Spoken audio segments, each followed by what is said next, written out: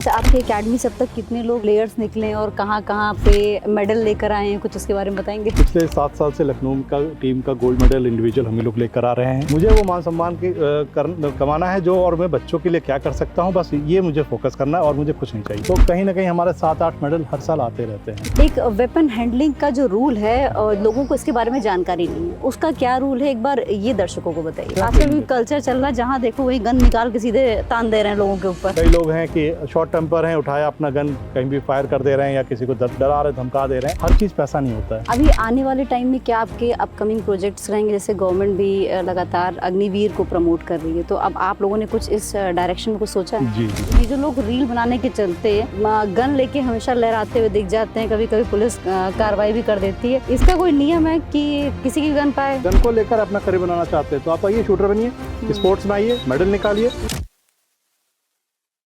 जैसे कि शूटिंग एक एक्सपेंसिव अगर कहा जाए कि लोग हर कोई अफोर्ड नहीं कर सकता है, तो मतलब बहुत से लोग पास पैसे नहीं होते, तो वो कैसे आपसे जुड़ेंगे? देखिए, उसमें भी कैटेगरीज हैं शूटिंग में ना। हाँ। अगर आप जो कई इसमें गेम में बहुत महंगे पड़ जाते हैं, हाँ। उसके अलावा भी कुछ ऐसे गेम्स भी हैं ना जिसमें बहुत ही कम खर्चे में आप शूटिंग सीख सकते हैं। अच्छा। एयर राइफल है, एयर हाँ। पिस्टल है, हाँ। बहुत सी सुविधाएं तो हम लोग देते हैं। आपको मैं बताना चाहूँगा कि कई पैरा बच्चों को हम लोगों ने निःशुल्क ट्रेनिंग देकर उनको स्टेट तक, नेशनल तक, मेडल तक बच्चों ने निकाला है। अच्छा। हमारे क्लब के लिए। और फ्री ऑफ कॉस्ट ट्रेनिंग देता था, अपने साथ गाड़ी में लेकर जाता था, ट्रेनिंग कराता था, वापस अपने उनके घर ड्रॉप करता था। आज भी बच्चे टच में हैं, आते भी रहते हैं, बड़ा ऑनर सम्मान देते हैं। तो ये सब चीज़ें अच्छी लगती हैं। हर चीज़ पैसा नहीं होता है। मुझे वो मान सम्मान कमाना है जो, और मैं बच्चों के लिए क्या कर सकता हूँ, बस ये मुझे फोकस करना है और मुझे कुछ नहीं चाहिए।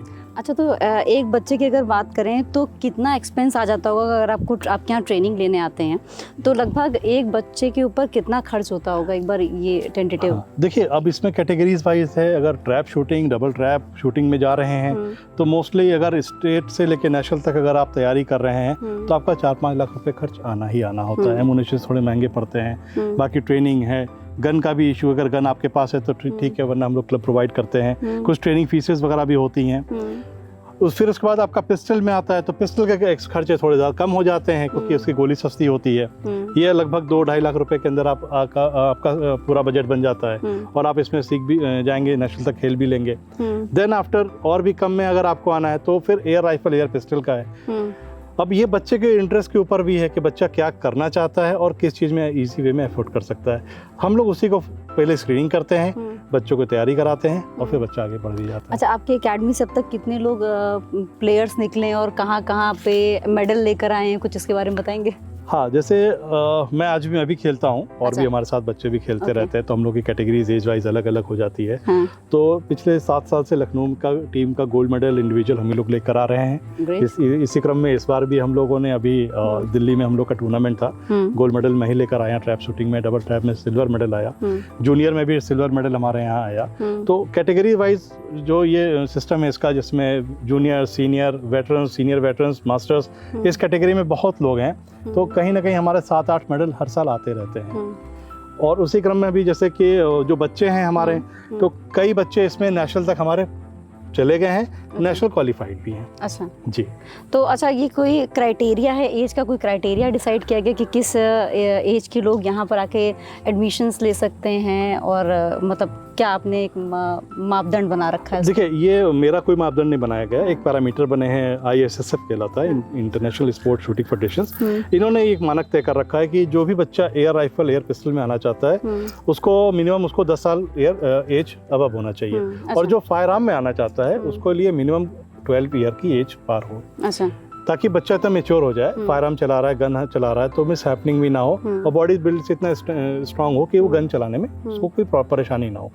बाकी सेफ्टी रूल्स ये सब उसको बच्चों को सीखना होता है। डिसिप्लिन होते हैं, हर रेंज के, हर शूटिंग का एक डिसिप्लिन होता है, उसको सीखना पड़ता है, पहले ये सब चीज़ें तय हो जाती हैं।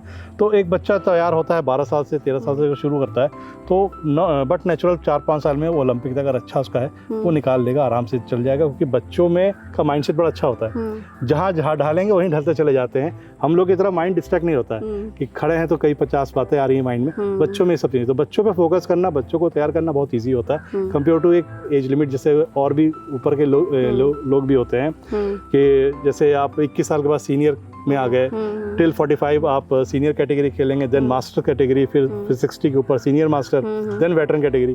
अब ये स्टेजेस अलग अलग हो जाती हैं।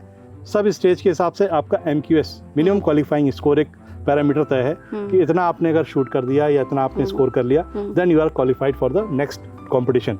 तो ये पैरामीटर सब तय है पहले से, ISF की गाइडलाइंस, बुक, सब कुछ ऑनलाइन सब कुछ है। उसको बच्चों को पढ़ाया भी जाता है, बताया भी जाता है और इस हिसाब से ट्रेनिंग दी जाती है। एक वेपन हैंडलिंग का जो रूल है और लोगों को इसके बारे में जानकारी नहीं है, उसका क्या रूल है, एक बार ये दर्शकों को बताइए। देखिए, वेपन हैंडलिंग का रूल आर्म्स एक्ट 2016 के अंतर्गत बनाया गया है। पर्पस ये था कि जैसे कि मोटे तौर पे समझिए, जैसे हम लोग गाड़ी का DL बनवाते हैं, ड्राइविंग लाइसेंस, तो इसमें ये रहता है कि आपको चलाकर वहाँ मौके पे दिखाना कि you know how to drive the vehicle, ताकि कल को लाइसेंस मिल जाए, गाड़ी लेके निकल गए तो आपने कहीं एक्सीडेंट ना कर दिया। सेम कंडीशन इसमें भी लागू की गई है कि आपको जो वेपन चलाना है, जो आप ले रहे हैं, लाइसेंस आपको मिल रहा है, वो आपको प्रॉपर चलाना आता है कि नहीं। पिस्टल, राइफल, शॉटगन, रिवॉल्वर, सबके मैकेनिज्म अलग है, सबका टेक्निक अलग है, सबका सेफ्टी अलग है। ये सब चीज़ों से आपको अवेयर होना ही होना है। ये हमारे यहाँ ट्रेनिंग चलती है रहती है। यूपी है, बिहार है, झारखंड है, कई स्टेट से हमारे पास लोग आते हैं, यहाँ ट्रेनिंग लेते रहते हैं और उनको प्रॉपर ट्रेनिंग के बाद हम लोग सर्टिफिकेट भी इशू करते हैं, तब जाके उनके लाइसेंस के लिए कहीं संतुष्टि मिलती है।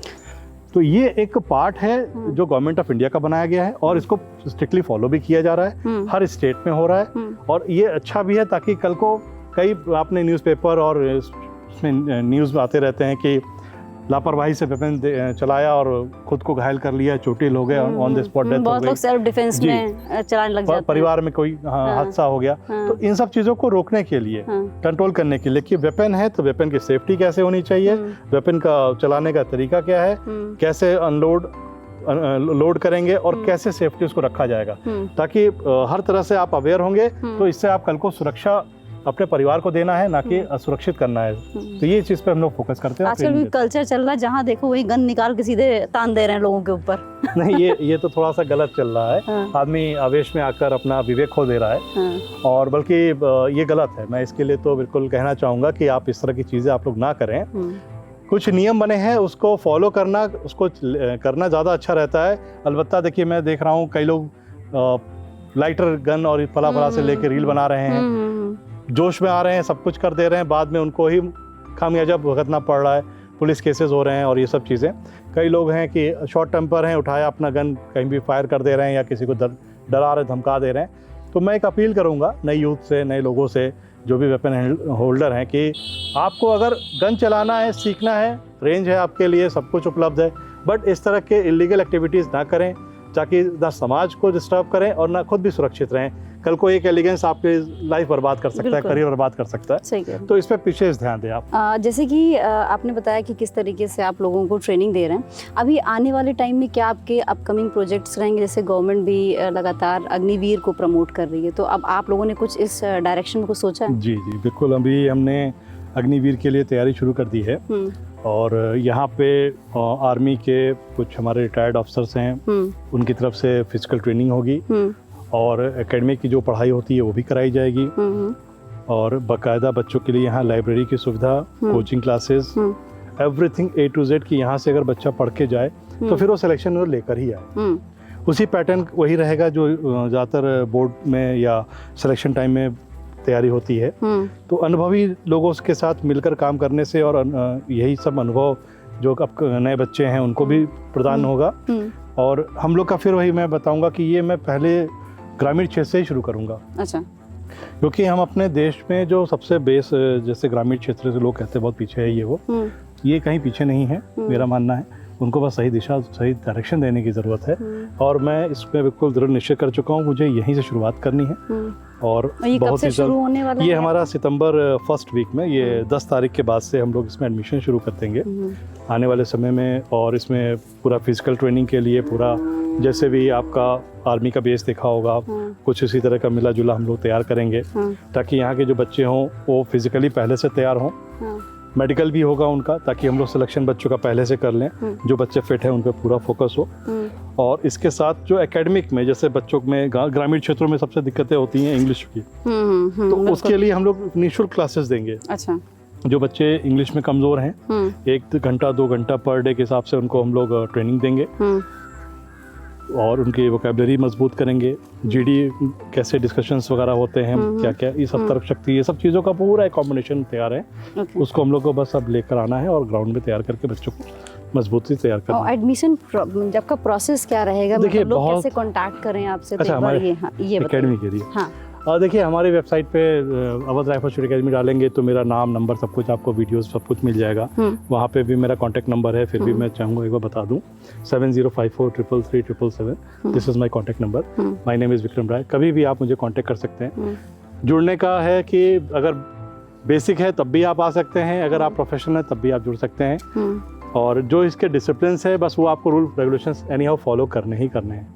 एक लास्ट सवाल, ये जो लोग रील बनाने के चलते गन लेके हमेशा लहराते हुए दिख जाते हैं, कभी कभी पुलिस कार्रवाई भी कर देती है, इसका कोई नियम है कि किसी की गन पाए बस रील बना दी और अपलोड कर दिया? नहीं, ये तो एक आपके यहाँ भी ऐसे मामले आते हैं क्या? नहीं, हम लोग यहाँ पे बच्चों को ये ट्रेन सिखा जरूर देते हैं। हाँ। कि बच्चे आते हैं, सर मैंने गन चलाई है, रिकॉर्डिंग की है, अपलोड कर दे। हम लोग मना करते हैं कि अच्छा। देखिए आज की डेट में रूल रेगुलेशंस जो बना है उसके हिसाब से लीगल है। इलीगल चीज़ के लिए हम प्रमोट नहीं करेंगे, और जो भी कर रहे हैं मैं उनके लिए भी कहूँगा कि आप गलत कर रहे हैं, इसको तुरंत बंद करिए। आप अपना भविष्य बनाइए। ये सब चीज़ें दिखाने में और सोशलबाजी में आप अपने आप को बर्बाद कर रहे हैं। इसकी गन कल्चर को प्रमोट करने का कोई मतलब नहीं बनता है, खासकर इस तरह इलीगल। अगर आप अच्छा गन को लेकर अपना करियर बनाना चाहते हैं तो आप आइए, शूटर बनिए, स्पोर्ट्स में आइए, मेडल निकालिए। Lots of opportunities are there.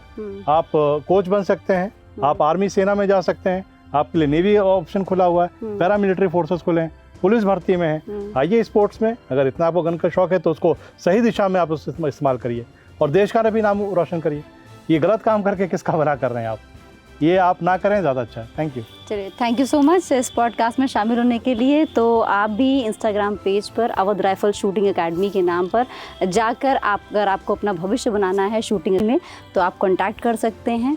और आज हमने जिस तरीके से इस पॉडकास्ट को किया है, नारियों को सशक्त करने के लिए एक बेहतरीन कदम जो है विक्रम राय जी की तरफ से उठाया जा रहा है।